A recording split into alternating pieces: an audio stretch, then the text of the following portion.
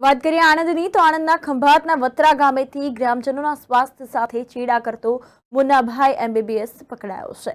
અલગ અલગ પ્રકારની દવાઓ, ઇન્જેક્શનો તેમજ મેડિકલ પ્રેક્ટિસમાં ઉપયોગમાં લેવાતા સાધનો કબજે કરવામાં આવ્યા।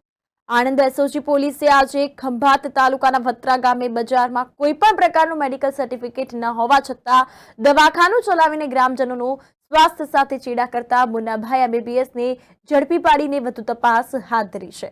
મળતી વિગતો અનુસાર જો વાત કરીએ તો પોલીસને માહિતી મળી હતી કે વત્રા ગામના ગેટ પાસે આવેલા બજારમાં અભિજીત રોય નામનો શખ્સ વગર ડિગ્રીએ બોગસ દવાખાનું ચલાવીને ગ્રામજનોના સ્વાસ્થ્ય સાથે ખિલવાડ કરી રહ્યો છે, જેથી પોલીસે કલમસર પીએચસીના મેડિકલ ઓફિસર સાથે છાપો મારતા મૂળ પશ્ચિમ બંગાળનો અભિજીત જગદીશભાઈ રોય ઝડપાઈ જવા પામ્યો છે।